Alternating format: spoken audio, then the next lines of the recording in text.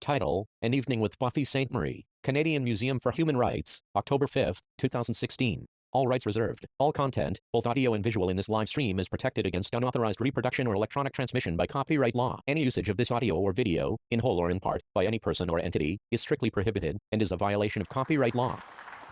Kichimiigwech, everybody. Thank you to our hosts, our Treaty 1 people, for the welcome that they have been giving people for a real long time. Buffy Sainte-Marie smiles from the podium. She has feathers in her long, dark hair, and she wears a plaid button-down shirt over a t-shirt that reads, Honoring Our Sisters, with red and white indigenous art below it. It's nice to see some friends, a relative here tonight, and I thank you for coming to see us all tonight. You know, museums and schools have some things in common that concern us all. And especially, I refer to the sharing of information. Some people imagine that it's very cool to be ahead of the times. But that's usually hindsight and not usually from the person who was actually there. So in 1964, I wrote a song called My Country, 'Tis of Thy People You're Dying, that used the word genocide in talking about the treatment of indigenous people in the Americas. And that was not done. It was a true and accurate use of the word. It was an appropriate use of the word. But I would have to wait over 50 years to see truth and reconciliation finally begin. And the good news about the bad news when it comes to truth and reconciliation is that more people know now. And it's very important. That's what this museum can do. And that's what we can do as educators and as lifelong learners, students. In the 1990s, now that was over 30 years ago, a Seneca program officer at the W.K. Kellogg Foundation heard me outline several radical ideas, including the Cradleboard Teaching Project that somebody asked me about today, and invited me to present a proposal. And I'd already been modeling the idea of core curriculum through indigenous perspectives. I mean, that sounds like a lot of words.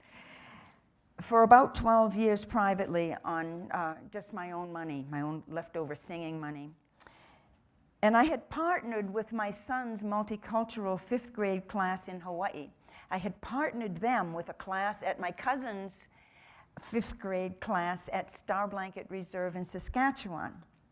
And what we did is we put the indigenous class into the driver's seat of delivering whatever they wanted to deliver about their own lives and realities and contemporary who they happen to be, but also anything that they would choose to share in the realm of history or social stuff.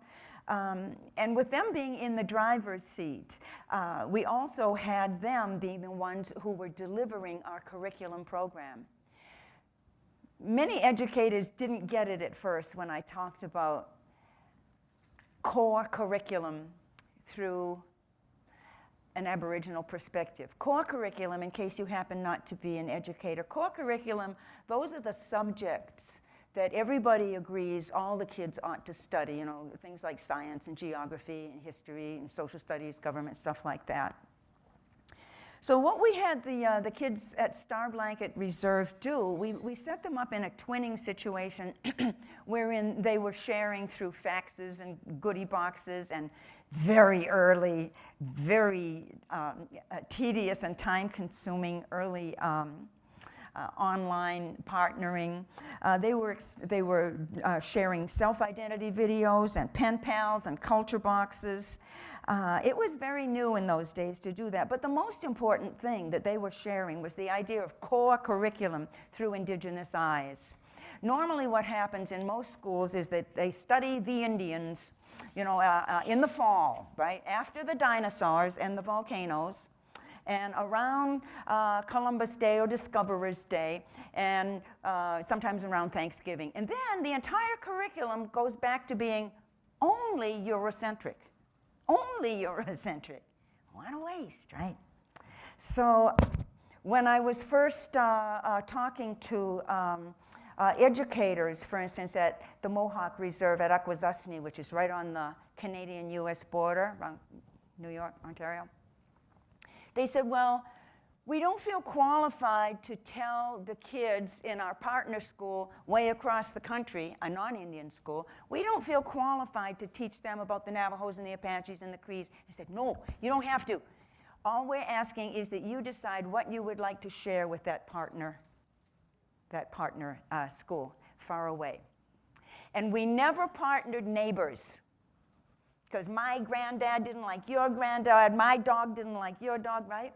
But for some reason, the exotic Indians far away are always a little bit more exciting than our neighbors. So we found some ways in talking to our Aboriginal teachers who always felt unqualified. I mean, our Aboriginal teachers, even still today, will say, I just don't feel qualified.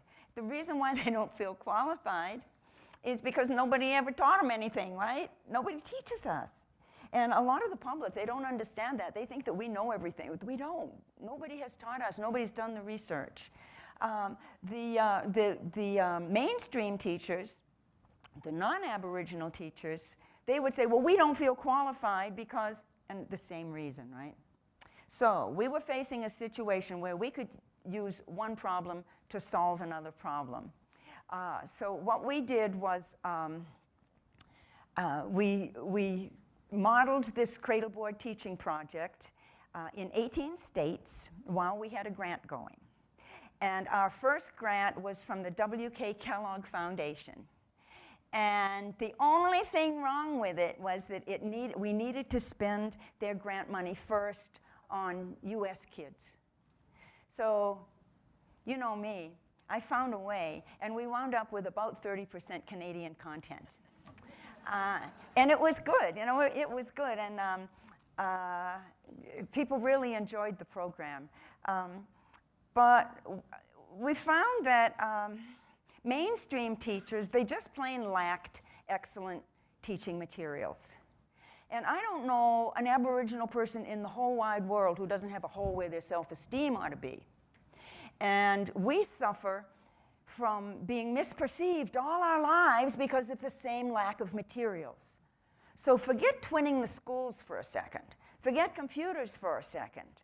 The core curriculum through an Aboriginal perspective. What that means is when you study science, I mean, science doesn't have any ethnicity. And if you're studying frequency and amplitude, why do we always study it through, I don't know, a flat page?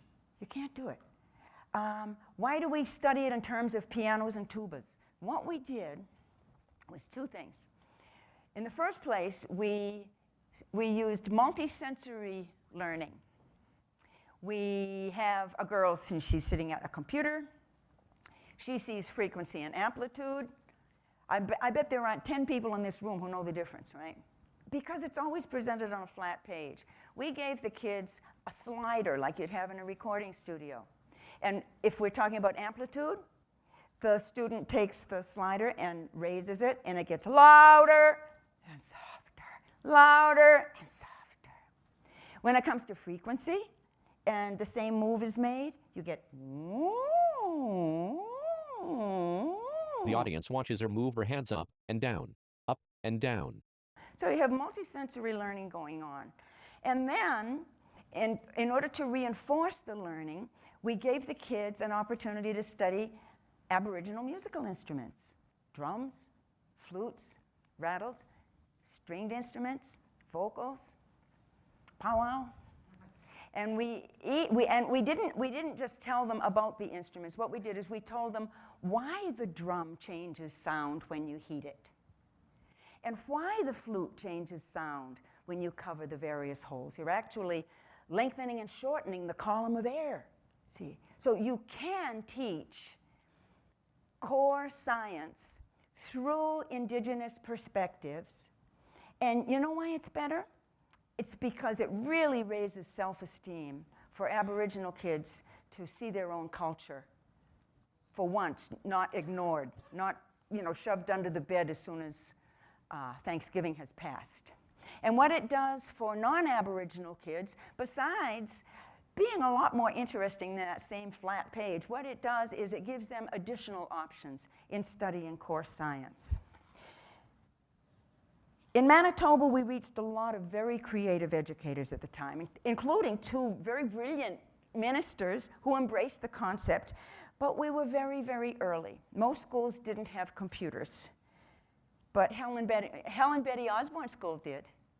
And you know, they were right on top of it, but they were really an exception. And most other schools were restricted to using those old cumbersome early programs that everybody hated. And I think they're best reserved for doing taxes.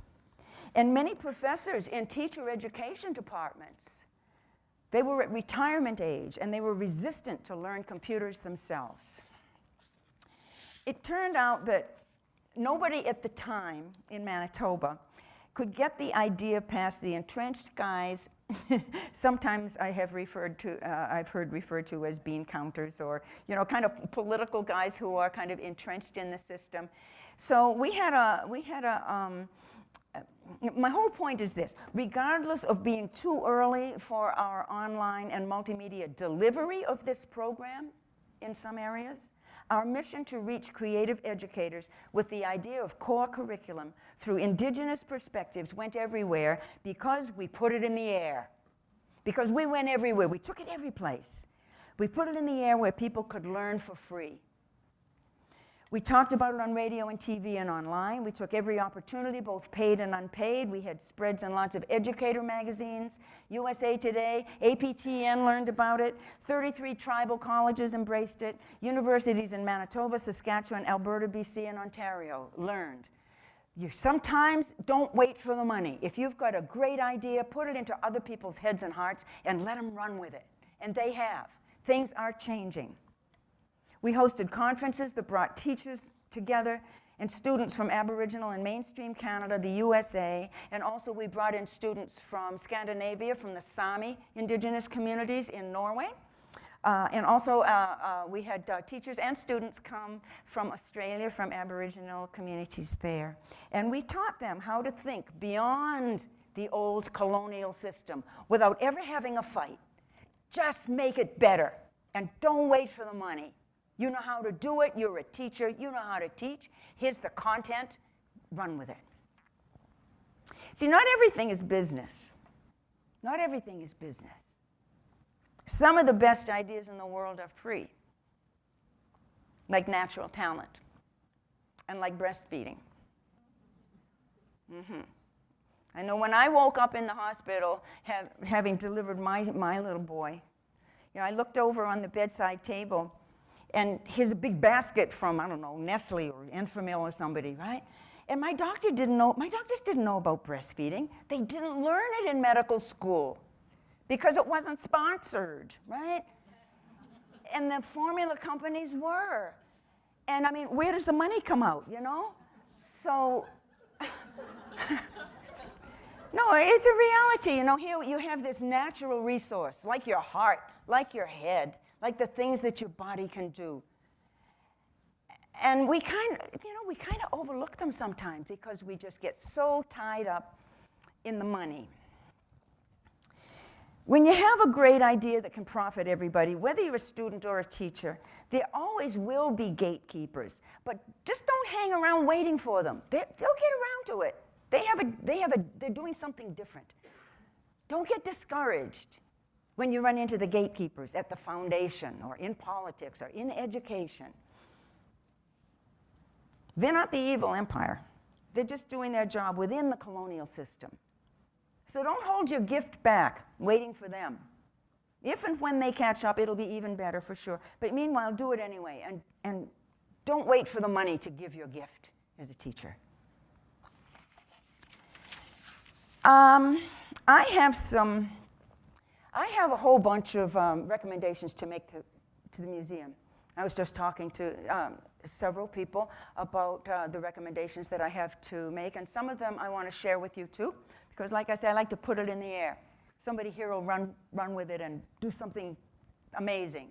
You know, the nicest thing that's ever happened to me in my life was not my Academy Award or even Sesame Street. The nicest thing that ever happened to me was about 15 years ago when I found out the two early recipients of my scholarship foundation, the Newman Foundation. You know, I'd given them scholarships in their 60s. Two of these people went on to found tribal colleges in their own communities.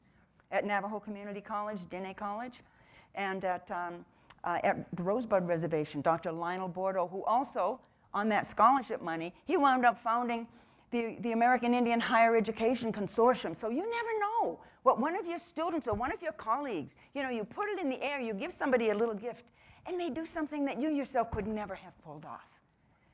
You've got to keep that kind of hope alive. This is a nutsy world, you know. Right now, business majors run the world. My major in college, I had a double major, education, and the other was Oriental philosophy. And I found out in studying India about the caste system and how unbalanced things get when one group is running everything. There was a time in history when the church was running everything. Unbalanced. Or when the king was running everything. These damn serial killers who were all over Europe, terrorizing Europeans before they ever even got to us. Did you ever think when the Americas were discovered? They don't ever tell you when it was. It was during the Inquisition. There could not have been a worse time. A matter of timing.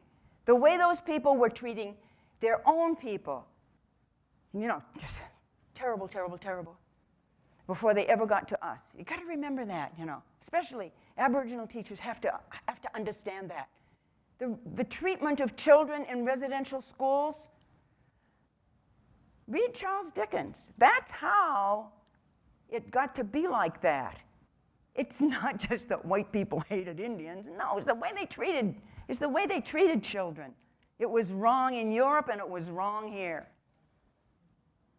Something that you need to understand is the doctrine of domination. And I'm recommending to the museum that they get a hold of a certain little documentary, a 40-minute documentary, which you can see online at 38plus2productions.com, 38plus2productions.com, and it's about the doctrine of domination. The doctrine of domination is something that you have to understand if you're going to know, teach, understand about Aboriginal anybody. And I don't care where it is in the world. At that time in history, in the 14 and 1500s, there were several popes who worked together to come up with this doctrine of domination. Here's what was going on. Explorers were starting to go all over the world, and every now and then they'd come into an Aboriginal, you know, they'd come into a new place. And the rule that the doctrine of domination made said that if you go to an inhabited land and they're already converted, then, well, one of the other countries got to them first. Hands off, because those other countries are our brothers and we've got a deal. The 5 countries that are involved were Spain, Portugal, France, Holland, and England. They colluded together. If these people in inhabited lands were not converted, then your duty is to enslave them or kill them. Oh, the 1500s, that's a long time ago. It was embedded in all of the colonial countries that Holland, France, Portugal, England, and France were discovering. It's embedded in US law. It's embedded in Canadian law. That's what happened to the people in Australia. They had clearance to do it, and it's still in the law. I want to see the doctrine of discovery fill up one of these big walls. I want people to see what it actually says. That's what happened to us. And nobody ever talks about it. It's so obscure. I really do recommend that little movie. It's only 40 minutes long. It was made by Sheldon Wolfchild and Stephen Newcomb. Stephen Newcomb, the Institute for Indigenous Law, I believe. You can find him online as well. So, what I hope you're picking up is, wow, there's some cool things going on in the indigenous world. a lot of people are doing a lot of things that you don't hear about. We're overwhelmed by the big things in the world, right? By TV and the circus and, whatever's going on. But there are a lot of things being done, like this evening, things that might seem small in the big picture, but to me, it's the real deal. We can create better core curriculum by not excluding our culture. It gets better for everybody. You didn't have to be Aboriginal to love and understand the little videos and films that we did, the multimedia videos that we did in science and in social studies and etc. We need to refine our ways of approaching funders who usually only donate to the ballet and the opera. Please keep donating to the ballet and the opera, but that's not all there is. We need to be creating tools so excellent that it helps funders to understand not only our challenges, but our contributions and our potentials for everybody. We've got a lot to give.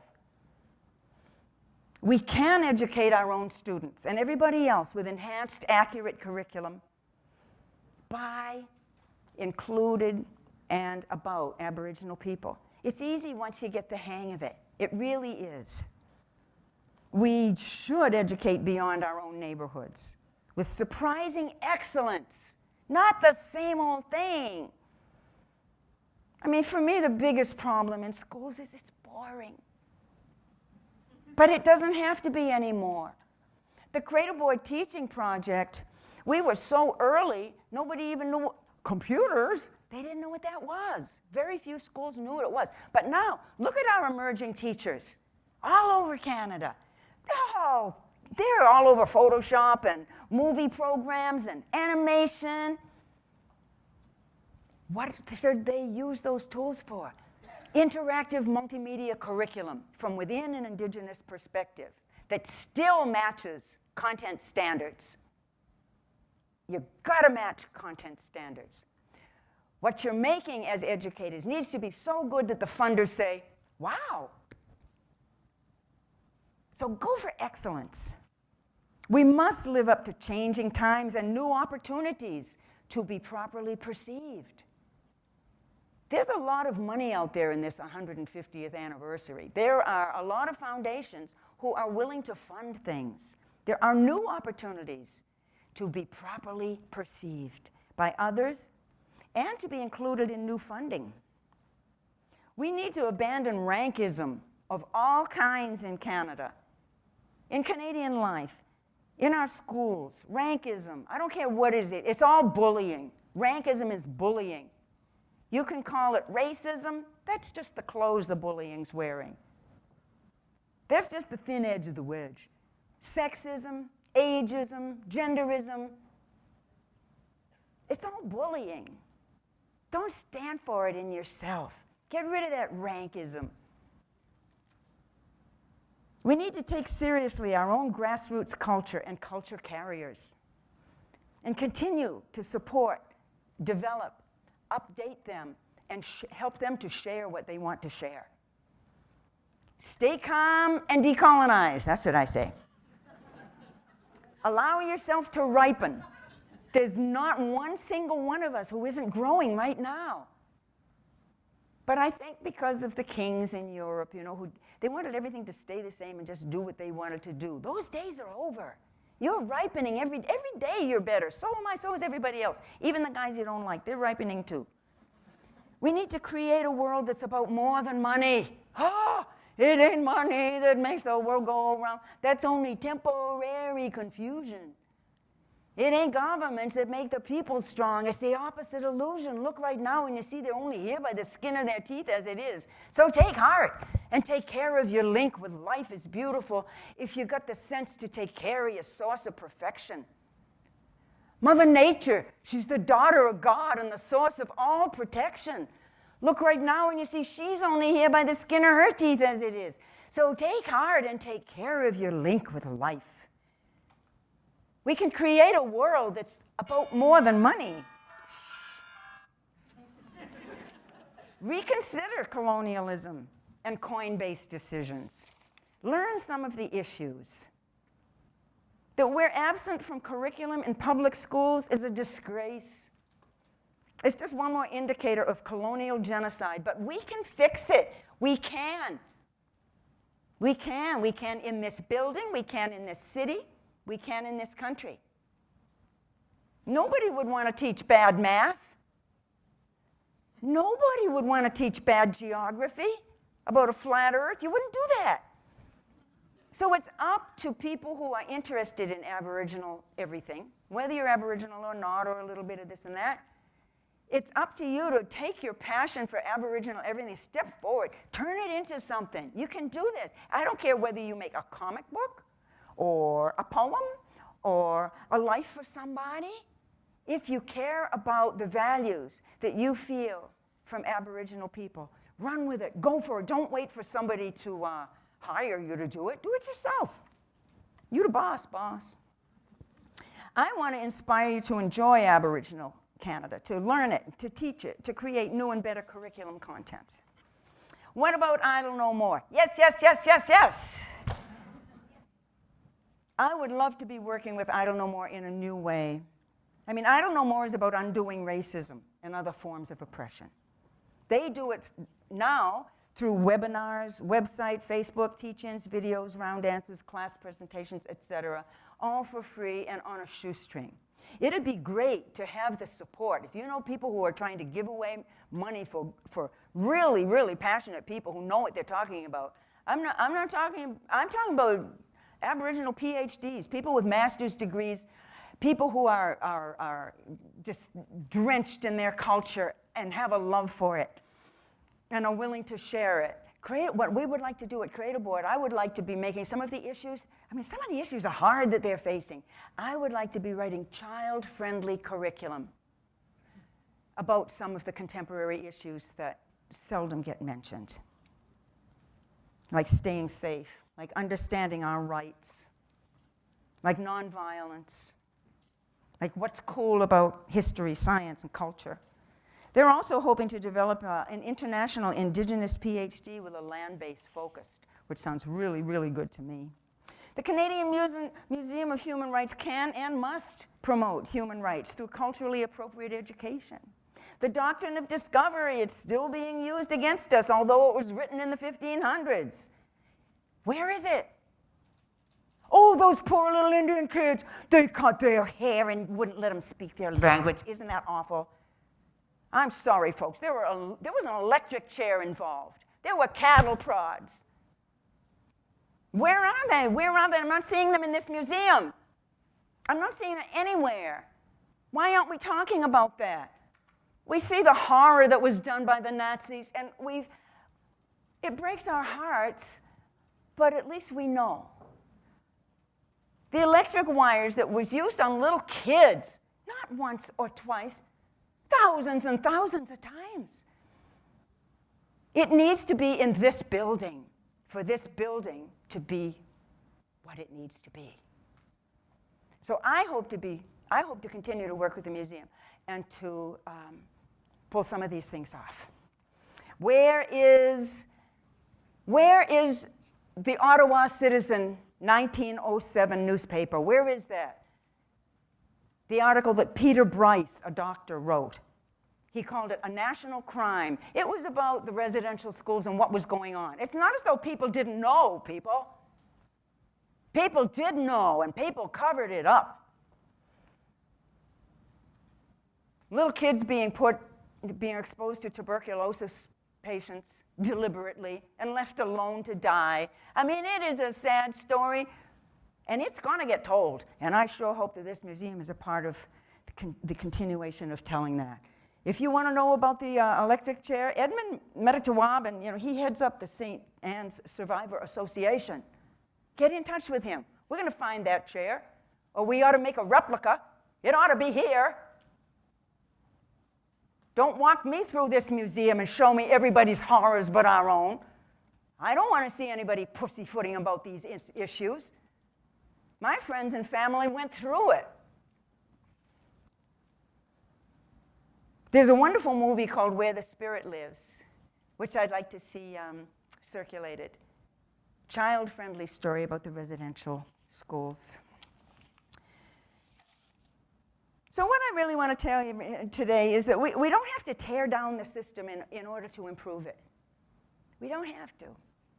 We can replace the old inaccuracies with accurate, engaging, interactive multimedia teaching materials that engage children and that teachers enjoy using and universities can enjoy creating with the help of local Aboriginal culture experts. It's a pleasure to be at the museum again. I've seen lots of progress since opening day when I was here, and I look forward to working with you guys in pursuing what you're trying to pursue and our mutual interests in making the world a better place. Thank you. She curtsies. The audience gives a standing ovation. Thank you. Thank you. Thank you. Angela Cassie approaches the podium. So we have some time for some question and answers. We have a few microphones in the crowd over here. We'll come to you. There's another one on the other side of the room, and I have one here for the middle. So if you'd like, if you just want to signal, and Buffy will take a few questions. Oh, we scared him. Angela walks a microphone over to an audience member and checks it before handing it over. Check mic. I just didn't get the name of the movie you just recommended to us and where we could find it. Oh, you know what? Look it up on YouTube. Look up the Doctrine of Discovery, and you'll find more than the movie. You'll find the actual Doctrine of Discovery. Let's see. You just mentioned another movie. Oh, Where the Spirit Lives. That one. Where the Spirit Lives. The producer was Paul Stevens, and it was Amazing Spirit Productions. You know, it might even be available online. I don't know, but I would love to see it revitalized and circulated, especially to schools. It's a real good way for kids to understand, but it's not too heavy. Okay, thank you. We have another question over here, Mary Lou. Buffy, Mary Lou McFedrin from University of Winnipeg. It's good to see you again. Hi. Good to have. I wanted to share with you that I actually teach a university course in this classroom using the galleries in the museum. And one of the assignments that is part of the course is to use music as a way of conveying human rights issues. And I just wanted to share with you that there's never been a course, we've run this for 6 years, and one of your pieces of music is always chosen by the students as part of conveying core human rights issues in the course. Which song? Several. It's up to the students to choose. So they've chosen a whole range. I can think of 3 or 4 right now, including Universal Soldier, but also, I can't remember the title, but where you talk about how Indigenous people are feeling. Yes. Addressing it to a woman. I don't remember the title, but my point is that over 6 years of holding the course and working with folks and the museum, the students are choosing your music most consistently. Well, thank you for telling me that. You know, I have a song, that song I mentioned when I first started talking, My Country, 'Tis of Thy People You're Dying. I wrote that in the U.S., but, and I kind of referred it to U.S. things, but for the close of Truth and Reconciliation in Ottawa, they sponsored a big concert, and I did perform that song, and I'm going to share it with the museum, the sound file, and I'm hoping that they'll blow up the words. Because sometimes you can say something in a song that, you know, a 400-page book that probably nobody will ever read, can't do. I mean, sometimes you can say things differently. I mean, that particular song, it says, now that your big eyes are finally opened, now that you're wondering how must they feel, meaning them that you've chased across Canada's movie screens, now that you're wondering, how can it be real that the ones you've called colorful, noble, and proud in your school propaganda, they starve in their splendor. You've asked for our comment, I simply will render. My country, 'tis of thy people you're dying. I'm talking about denial. Now that the longhouses breed superstition, You force us to send our children away to your schools where they're taught to despise their traditions, forbid them their languages, then further say, the Canadian history really began when explorers set sail out of Europe and stressed that the nations of leeches who conquered these lands were the biggest and boldest and bravest and best. And yet where in your history books is the tale of the genocide basic to this country's birth, of the preachers who lied, of the people who died, how a nation of patriots returned to their earth? And where will it tell of the starvation hell as the children were herded and raped and converted? And how do we rescue the missing and murdered? My country, 'tis of thy people you're dying. The past, it just crumbled. The future just threatens. Our lifeblood is shut up in your papers and banks, and now here you come, bill of sale in your hand, and surprise in your eyes that we're lacking in thanks for the blessings of civilization you've brought us, the lessons you've taught us, the ruin you've wrought us. Oh, see what our faith in O Canada got us. My country, 'tis of thy people you're dying. Now that our own chosen way is your novelty, now that we're harmless and safe behind laws, now that my life's to be known as your heritage, now that even the graves have been robbed, now that our own chosen way is your novelty, hands on our hearts, we salute you, your victory, choke on your true white and scarlet hypocrisy, pitying your blindness. How can it be that you don't see how the eagles of war, whose wings bring your glory, they're never no more than buzzards and crows, pushed some wrens from their nests, stole their eggs, changed their story. The mockingbird sings it, it's all that she knows.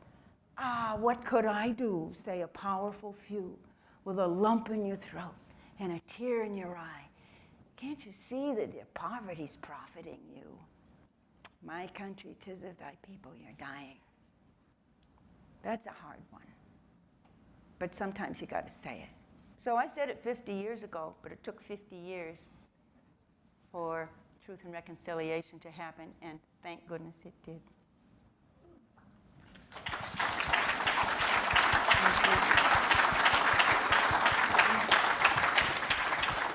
I think we have 2 more questions over here. A suited man stands, holding a mic. I'm profoundly moved by the truth that you've presented so effectively. My name's David Newman, and I work with educators through our universities, the Canadian Museum for Human Rights, through a grassroots movement which is called Rotary. It's an international network. And what we're trying to do is to really overcome the disablement imposed on all of us who have been really betrayed by our education system, by our own parents and grandparents who are part of that same system, by the faith groups that really have acted inconsistently with the values and the science, which is now proving many of their doctrines wrong. We've been guided by government, which has been misinforming us over many, many years. So people of my kind of age look back and we say, we need an incredible amount of re-education. And those of us who believe in cradle-to-grave education are doing precisely that. And the teachers now are those who are the oppressed and the impoverished and the victims of the kind of discrimination you speak to. So we have a major challenge here. And I really want to encourage you to be part of a movement, grassroots driven, to change the likes of UNESCO. UNESCO is supposed to replace war. It's supposed to change the minds and hearts and spirits of people through education. We have 196 UNESCO commissions in the world. We can have them, through leadership in Canada, change what is integrated in our curricula throughout the world. The issue of Indigenous peoples in Canada is as serious and maybe even more serious in other countries of the world, all the countries that were colonized. So my question is, what can we do to have the greatest impact during your lifetime and my lifetime and the lifetime of other people in this room to make the biggest difference fastest and most effectively. Wow. That was great. Thank you. You know, I don't mean to be facetious, but I mean it. Stay calm and decolonize. You have opportunities every day. You know, the Dalai Lama, I don't want to be too lightweight on this, but the Dalai Lama said the biggest tool for peace that we have is our smile for one another. I love Rotary. I love Rotary. I love what you said. I don't know that there is one thing. Teachers can go for excellence. So can politicians. So can businessmen. I mean, it's not just about money. It really isn't. And yet, we are unbalanced at the moment. Business majors run the world, right? Guys with MBAs and good shoes run the world. If you know guys like that, help them to know. I mean, they got brains. I think maybe we have to be a little bit hopeful. You know, I have a song called We Are Circling, and it says, we are ripening, ripening together. Babies, elders, bozos, and angels. This is how we grow. This is how we get to know, you know? So the fact that we are all growing means that the guy who didn't seem to have a heart last week maybe does this week. I wish that I could give you just, you know, a formula for success, but I really think that's it. All of us have something to give, and some of us are experts in things that you and I may not be experts in. But we need to reach people. We need to have the guts and the balls to do that. We gotta really, you gotta have the courage to let people know. I mean, there were some great books, there were some great films, there is the museum, and take it seriously, your visit to the museum. You know, if you're making a particular study of Aboriginal people and just forget everything else that's in the museum for the moment, there's a lot here. There's not as much here as I would like to see. I hope next year we'll have more things here, but this is a good trail. This is a good trail. I wish I had a better answer for you.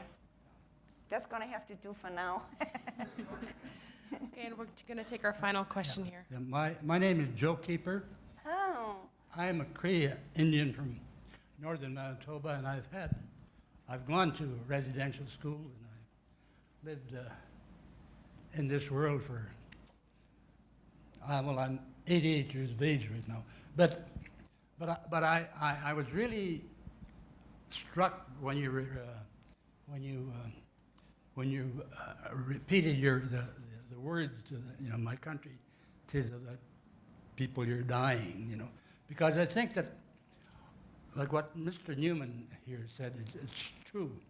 But I think that one of the things that has struck me, like when I went to residential school, and I went to school at Norway House as a boy, I always felt that there are a lot of good-hearted people. But you have to go beyond being good-hearted, because we are, as you say, there's a doctrine of discovery, the whole milieu under which the European culture, came over here, and it is imbued into the very, well, it's not a instinctual thing, but it's a cultural thing, and it's so hard for them to get away from the idea that Indian people, or indigenous, or whatever they call us now, are the same as they are. I remember going to school at Norway House, where we were told we couldn't speak Cree at the school, And then when I first went to residential school, I was 13 when I got there, and the principal, and I was going to school in town. I was the only kid from the school going to school in town. And the principal was saying to me, you need to make friends with the kids in town, because, these boys are okay here, but you got to learn a different way. But to me, and you what you said, this hole in your heart, They've taken the self-esteem. And that's the other side of it, of course. But the most important side is that the dominant society, treat us in a particular way. And the insidious thing about that is they're not aware of it. Mm-hmm. And how you break that, I don't know. It's a long process. But I think one of the things that has to be done, and I believe in that we have to stand up and we have to take a position. We can be nice people, but we also have to be strong in what we do. We just can't lay down and let good people try to make us better. Mm-hmm. There's this whole idea, there's so much, I can't think of the right word, well-meaning condescension, I guess is the word. Yeah. There's so much of that, and it makes me so mad every time I hear that. Like we were called Indians at one time. We're still called Indians in the Constitution. Then we're called non-white, Aboriginal, and now we're being called Indigenous by the people in power. Like I remember a friend of mine who's gone now, but he said, well, I don't know what to do because I don't know what they're calling us in Ottawa this year. But I think the point is, that, for the dominant society and for ourselves too, that we have to really take a good look at ourselves and see how we feel. This, like Mr. Newman here said, we have to really look into ourselves and see how we can begin to talk as peers, not as somebody that's helping another person, because they're not as good as we are. Mm-hmm. If I may, you made me think of something that I had written down and I didn't know until right now why I wrote it down. There was a guy named Milton Friedman. Oh, I'm so mad at that guy for a lot of reasons, right? Economist, right? Professor. But he said one thing that I got to agree with. This is brilliant. Concentrated power is not rendered harmless by the good intentions of those who create it. I'll say it again. Concentrated power is not rendered harmless by the good intentions of those who create it. I hear what you're saying. Yeah. Sometimes there's people with the best of intentions who have, unwittingly caused us things that need to be untangled. But we can do it. I know we can. I'm a girl who gets to travel all over the world in a lot of indigenous and non-indigenous communities. And there's a lot of good people out there. Sometimes it's just a matter of, where it's like we're all on a toboggan together. If we all steer, if we all lean together, things can be different. And that's why gentle things like what the Dalai Lama says about your smile, it's in your heart, it's in our heads. We can do this, I think. Angela Cassie is standing by the podium. Well, on that note, on behalf of the museum, I would like to thank you for first acknowledging that we've grown, for challenging us, for inspiring us, and I think inspiring everyone else, but also for providing pathways to solutions. Thank you, Buffy. Thank you for your time today. Thank you for all of your questions and for your time. I'm sure we could have gone on all evening with questions, but I think this is the beginning of a conversation, the continuing of a conversation. I encourage you all to continue to add your voices to it. So have a wonderful evening. Thank you for your time, Miigwech. Thank you, everybody. Kichi Miigwech.